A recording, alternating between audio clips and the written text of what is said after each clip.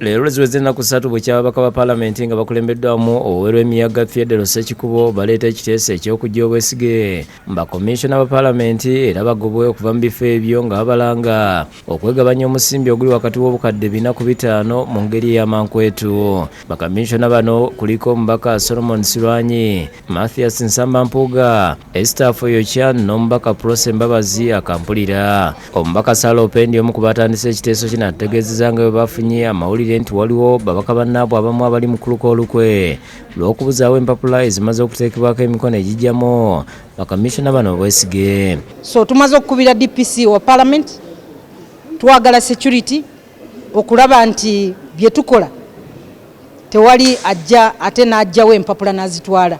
Agamba nti bamaze okutegeeza DPC n'avunaanyizibwa ku byokwerinda bya paalamenti babawa obukuumi.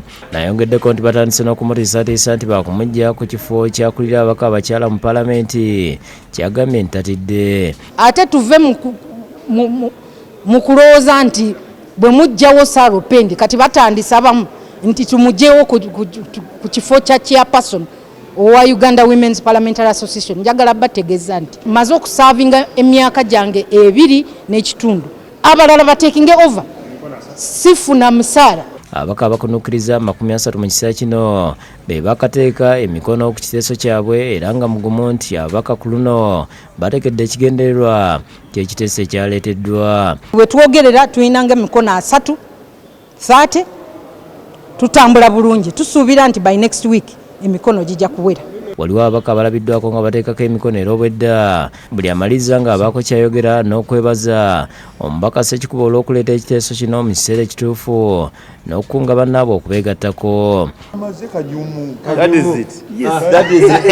Babakozere gye nitwe twakusitamire tukamanya uko bakozere gye esente zo tukazirabyamu konka bo bakasitama bonka bayeha. Lwekyo bwe banga abakomishona baffe bakyetabamu tuzze tuteekeko emikono tulabe nga tubajjawo tuteekewo abalala. Tewali mubaka wa paalamenti yenna ateekwa kukweka mutwe gwe, olina okuyimirira ne bakubala ku nsonga enkulu bweti. Telling the voters to call their members of parliament to leave the constituencies and come and sign against corruption. Njagala kwebaza bannaffe abaka ba paalamenti abavuddeyo ne baga nti tugenda kulwanyisa enkozesa embi ey'essimbi z'omuwoomusolo. Wakati nga bakuŋŋaanya emikono ne sipiika Nta Aneti Amongazze n'asaba omubaka Ssekikubo olukalala lw'amannya ag'akasaako emikono era olubatunuddemu n'amubongako neyeeyongerayo. Ssekikubo ategeeza nti kasita sipiika abakoonneddemu mukakafu nti enteekateeka yakugenda mu maaso era akunze bannaabwe okubeegattako. Abatudde wano abalinda emikolo gy'ababaka tuli ku mulamwa era ne sipiika bw'azze n'akona mu bukoonyi sitampu ye n'agamba nti mugende mu maaso.